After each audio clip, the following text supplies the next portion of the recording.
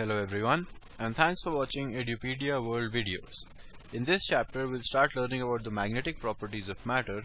That is the analog of what we would have done if we would have taken anything between a conductor and an insulator and put it in an electric field. Right. So now we're going to take everything ranging from completely non-magnetic materials to completely magnetic materials and see how they react when they're put in a magnetic field. So the first step to that is to understand the behavior of an electron when it is put in a magnetic field. So an electron, generally, the Bohr model assumes that it rotates around the nucleus.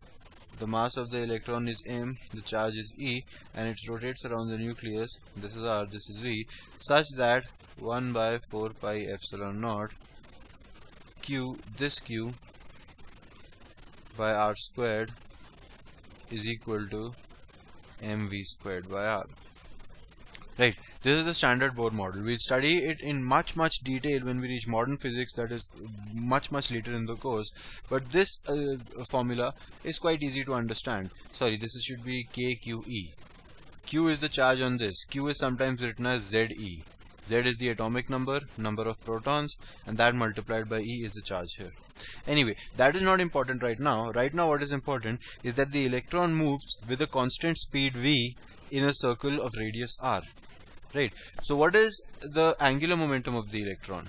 The angular momentum is I omega, and that is equal to mr squared omega. Omega can be written as v by r or mvr. What is the direction?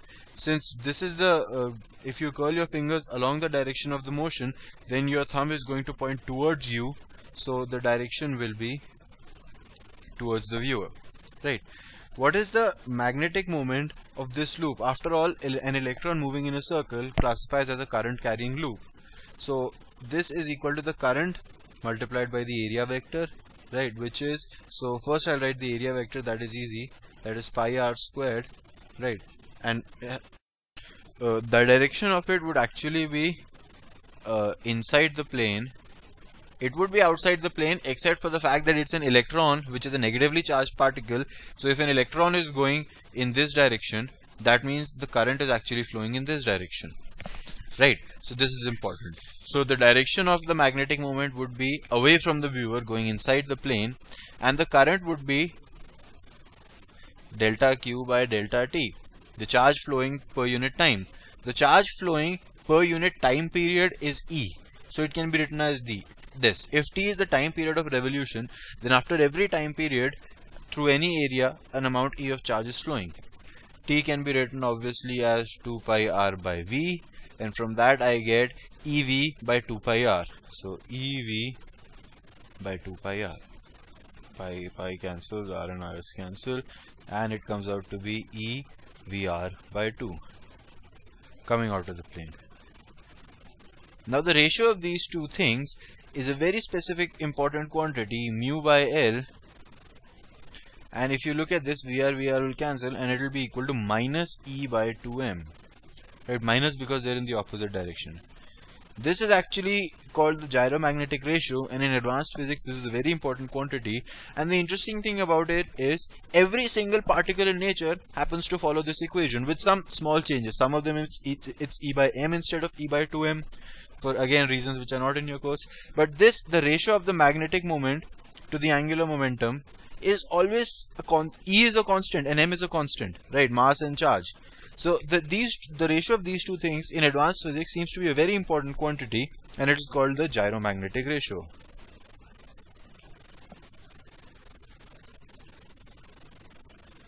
Anyway, for this course, all you need to know is that the magnetic moment is EVR by 2. That is what is important. Right. So now let's see what happens when we actually put a certain amount of material within a magnetic field. So every material is made up of atoms and molecules, which are in turn made up of electrons, which move in loops, right, circles or spheres. So we can visualize all these materials in terms of current carrying loops, that is, they might have some intrinsic magnetic moment. And we know that the torque on a magnetic dipole is equal to mu cross B, and it is 0 when mu is parallel to B. So if there are a lot of magnetic dipoles and we apply a magnetic field in this direction, that magnetic field will end up rotating all these dipoles in the direction of the magnetic field.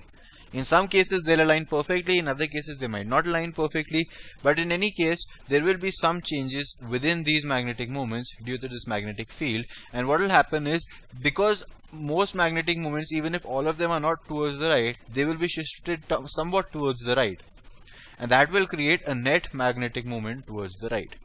Right. This is similar to if we have a material in which we have a lot of dipoles and they're in different directions, and you apply an electric field, they'll all tend to go parallel to the electric field. But only perfect conductors will completely be able to cancel this, that is completely be aligned parallel to this. All other materials will be what is called partially aligned. So even if these current carrying loops are partially aligned in this direction, that will result in a net magnetic moment in this direction and an important quantity which is called I, the magnetization. The magnetization is nothing but the magnetic moment. By the way, magnetic moment, magnetic dipole moment are the same thing, per unit volume. So it is the analog of P, which was the electric polarization. Right, the direction is the direction of magnetic moment. So what was the electric polarization, capital P? That was the dipole moment per unit volume. Right. Similarly, the magnetization is the analog in magnetostatics, and that is the magnetic moment per unit volume. And just like for the case of a standard parallel plate capacitor, if this was plus and this is minus, the area is A, this is D, the charge is Q. In that case, P was Q times D, which can be written as sigma AD. So P by AD, that is the volume, was equal to sigma. That means the polarization was equal to the surface charge density. Similarly, we have a relationship in bar magnets for magnetization and pole strength. If this is a standard bar magnet, then this is minus M, let's say, and this is plus M. The magnetic moment is 2ml, right? And the magnetic moment divided by volume, if this is total, is 2L and the area is A, 2L times A, or that is M by A. So the magnetization for a bar magnet is simply the pole strength per unit area, just like the polarization was simply the charge per unit area or charge density in the case of a capacitor.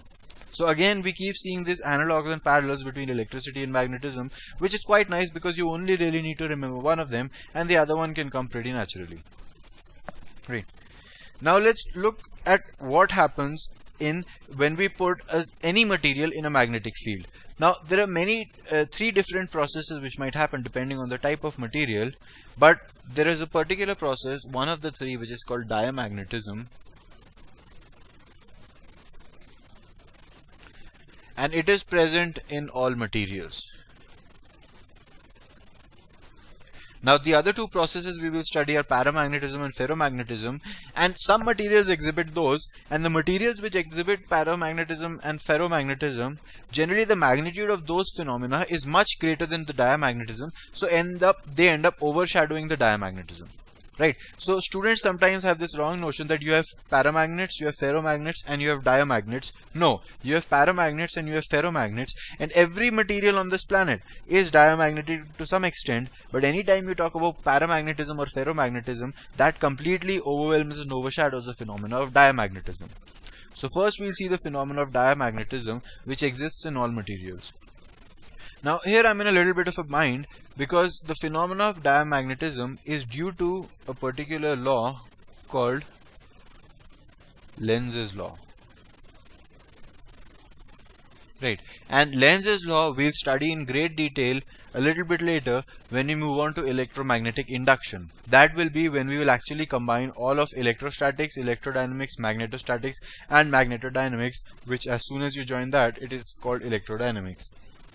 So that's when we'll study Lenz's law, but right now I'm just going to write Lenz's law. I'm not going to prove it, I'm not going to really explain it that much as well, and I hope you will trust me that once we reach electromagnetic induction, I will completely explain Lenz's law to you. Right. So Lenz's law states that the magnetic field due to, I'll just write B, due to induced magnetic moment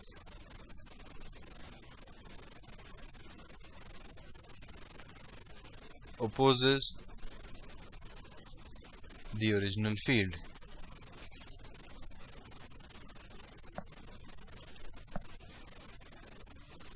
Now let me just start by a parallel with electrostatics again.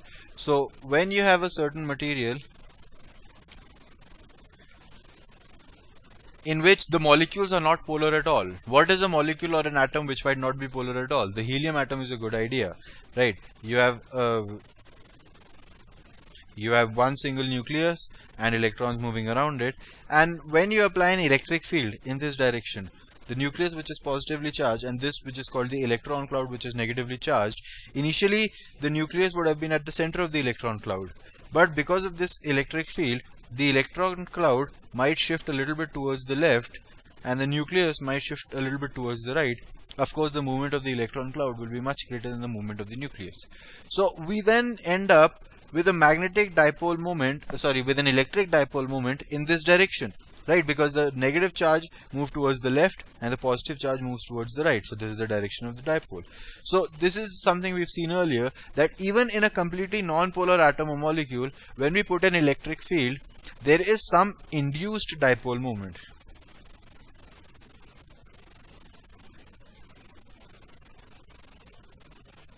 And actually, even if the molecule is originally polar, the polarity will shift a little bit because of this electric field. It will change a little bit, and that change can be taken to be the induced part, and the original value can be taken to be the original part. So in any material, if you put an electric field, there will be an induced dipole moment. Similarly, I will not explain this much right now. We will look at it later in Lenz's law. But any material, if you put it in a magnetic field, every atom, every molecule will experience an induced magnetic moment. Right? Now, what does the induced dipole moment do? If this is the total material, it ends up creating, a negatively charged surface here and a positively charged surface here, and it ends up creating an electric field in the opposite direction to this. Right? That's what we've seen previously. So similarly, Lenz's law states that the magnetic field due to these induced magnetic moments is opposite to the original field. So pretty much the same thing happens if we apply a magnetic field B0, then that magnetic field B0 exists, then due to the induced magnetic dipole moments, there is a magnetic field B in the opposite direction, and the net let's say this is called BI, B induced, then the net magnetic field is equal to the vector sum of B0 plus BI, or the mod of B is equal to B0 minus BI. Right? So this happens in every material, whether the molecules and atoms are polar or non-polar. Whenever you put them in a magnetic field, there will be a certain amount of induced dipole moment, and that induced dipole moment introduces its own magnetic field which is opposite to the original field, just like in the case of electrostatics. So right now we've completely mirrored electrostatics, and this process is called diamagnetism, and the materials which exhibit this and only this are called diamagnets. So every material shows this phenomena, but in most materials this is not observable because paramagnetism or ferromagnetism dominate. So the materials in which you can see this are called diamagnets, and a nice way of showing diamagnets in terms of electric field lines is this. If this is a diamagnetic material, electric field lines generally might be like this, right? Let's say in a certain region, then they'll become like this. That is, the density of electric field lines will reduce near the diamagnet. Right? Here there will be a large density of magnetic field lines, and we've seen, just like in electric field lines and magnetic field lines, where the larger number of field lines per square area, per unit area, the greater the magnetic field. So I'll just draw this figure better. I'm not satisfied with this. So if this is the diamagnet, then the magnetic field will be influenced like this. If this was the magnetic field originally, and just this is the way it kept going, then now when it reaches the diamagnet, it might become something like this, only two lines flowing, and then again many lines.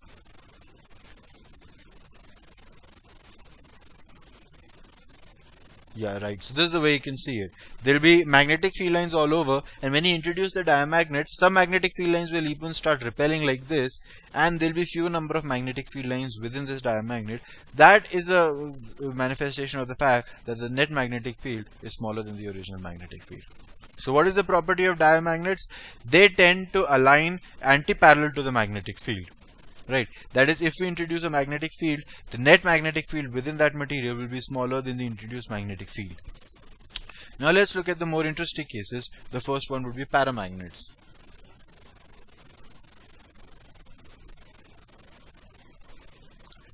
Now what happens in paramagnets is, paramagnetic materials first of all are those in which the atoms or molecules already have a dipole moment. So already polar. Right. Now, for all materials, polar or non-polar, diamagnetism exists. Paramagnetism, let me just write, exists for only molecules which have their own magnetic dipole moment. Right. So, what happens in this case is, the torque is equal to mu cross B tries to align all the dipoles parallel to the dipole moment. Right. So, what happens is, if initially dipoles were in random directions, then once you apply a magnetic field, the dipole will align like this. Again, it's not necessarily that they'll be completely aligned, but they will be aligned like this. Right. Now in this case, the net magnetic field will increase. That means this B, let's call this B naught, and let's call the magnetic field induced due to these dipoles Bi, then that Bi will also be in the same direction, and the net magnetic field will be greater than B naught. Now why does this happen? We didn't see this in the case of electrostatics, and that's because there's a very big difference between an electric dipole and a magnetic dipole, which we've seen previously. An electric dipole might be like this, minus plus pointing in this direction. Magnetic dipole like this. This side is near you, this side is away from you, so again in the upward direction. Right. The difference is, outside they're pretty much the same. These are the field lines. But inside, because electric field lines start and end at a point, within this dipole, electric field lines are in this direction. That is opposite to the dipole moment. However, here they go like this. Right. Because these magnetic field lines are always in complete circles. Right, and you can just see that directly. If you curl your fingers around this, the magnetic field is in the upward direction. So when placed in a magnetic field, the magnetic field due to a dipole is in the direction of the dipole, but the electric field due to an electric dipole is opposite to the dipole moment. Right, and this is a big difference between an electric dipole and a magnetic dipole, and this difference is the only reason paramagnetism exists. Right, so the net magnetic field will be the sum, as always, of B naught and Bi, and in this case the magnitude will be B naught plus Bi. Right. So diamagnetism, the net magnetic field is smaller than the original induced magnetic field. Paramagnetism, the net magnetism is greater than the original magnetic field. Why? Because in diamagnetism, the magnetic field of induced dipole moments is opposite to the original magnetic field by Lenz's law, whereas in paramagnetism, there is no induced dipole moment. There is just the original dipole. There is a small induced dipole moment which causes diamagnetism, but the molecules are already polar, so there is already a big dipole moment. Generally, the induced dipole moment is much smaller than the original dipole moment, so that's why diamagnetism is not really observable in paramagnets, though it exists. So the magnetic field due to these dipoles, they increase the magnetic field net because their magnetic field is in the same direction as B naught, and that's why the net magnetic field is greater. Right. So paramagnets in terms of magnetic field lines would probably be shown something like this. If these were the electric field lines, then they would really start to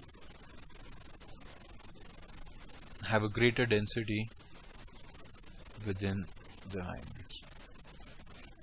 So this would be something like how the electric magnetic field lines would look.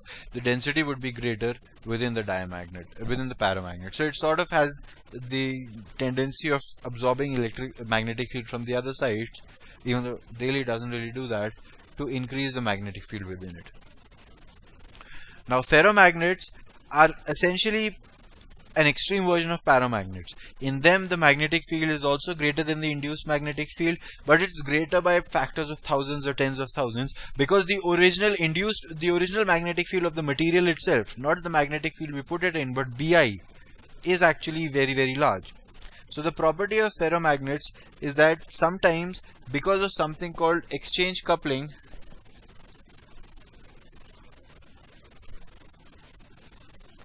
this is not in your course, but this is you will study this in advanced quantum mechanics. But because of this phenomena, in ferromagnets, atoms have a tendency to align themselves parallel to each other, even when there is no magnetic field present, right? But generally, a complete material does not align itself in the same direction. It consists of what are called domains. So ferromagnetic materials are materials like iron, and those materials, even when there is no magnetic field, when they're just stationary, they are divided into many domains. So if this is a cubical block, it would be something like this, right? These will be different domains. I don't need to draw all of them. This domain will have a magnetic dipole moment in this direction. This domain will have a magnetic dipole moment in this direction. This domain will have a magnetic moment in this direction, this direction, this direction.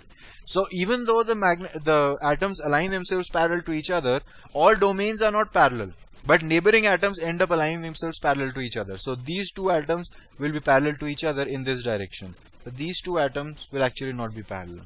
So this is the standard state of ferromagnetic materials. You have these big domains consisting of millions of atoms or molecules, and they all point in the same direction. Now when you introduce a magnetic field in this within a ferromagnet, then the net magnetic field increases due to two processes. One is domain growing, and all that happens is, let's take this to be completely horizontal, then there will be some domains which will have completely horizontal or nearly completely horizontal magnetic moment. So because of this magnetic field, the nearby these, for example, molecules or atoms, will also switch their magnetic moment towards the right. So what happens is, these domains start growing and these other domains start shrinking. So eventually what will happen is it will be something like this. These would be the domains pointing in this direction, and these would be the smaller domains, right? Because all these atoms would start pointing in this direction by, again, the phenomenon of exchange coupling. So one is the domains which are in the direction of magnetic field start growing and the others start shrinking, and the other is called domain alignment.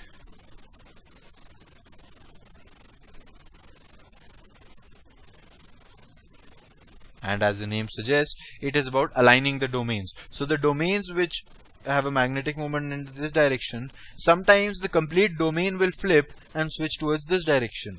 So instead of these domains increasing its size, we're actually getting the other domains and pointing them in the direction of magnetic field as well. How this process actually occurs is not in your course. In fact, I don't know it properly, because it's in very high quantum mechanics that you actually study this stuff. Right, so these are the two processes. The domains parallel to the magnetic field might increase, whereas the domains anti-parallel to them might decrease, and domains which are not parallel to the magnetic field might end up becoming parallel to the magnetic field. And because there are these two processes, and once you align them, there are so many domains with big magnetic moments parallel. This is the magnetic field, let's say in original, the magnetic field due to these domains, I should write it induced, but I used Bi earlier, so I'll just use the same consistent notation. This magnetic field is much greater than even B0. Right? So for example, if you have a magnetic field of 1 Tesla, and if you put it in a diamagnetic material, it might end up being 0.99 Tesla. If you put it in a paramagnetic material, it might end up being 1.02 Tesla. Right, decreased by a small amount, increased by a small amount. If you put it in a ferromagnetic material, it might end up being 1000 Tesla. That means 1 Tesla of the original and 999 Tesla magnetic field because of these ones. Right, and that's why ferromagnets are generally used to create the magnets which you know of, because the magnetic field created by them is so larger than the surrounding magnetic fields that those about overpower anything else. Again, I'd like to stress, because these are the type of questions that IIT JEE and other entrance exams love, even ferromagnetic materials show the phenomenon of diamagnetism. even in these, every atom will have a small induced dipole moment which will create a magnetic field opposite to this, but that is such a small amount compared to the magnetic field due to the actual magnetic moments that it is completely negligible. So every material shows diamagnetism, some materials show paramagnetism, and some materials show ferromagnetism. I think this video is long enough. We'll study more about the different types of materials, paramagnets, ferromagnets and diamagnets in the second video of magnetic properties of matter. Thank you.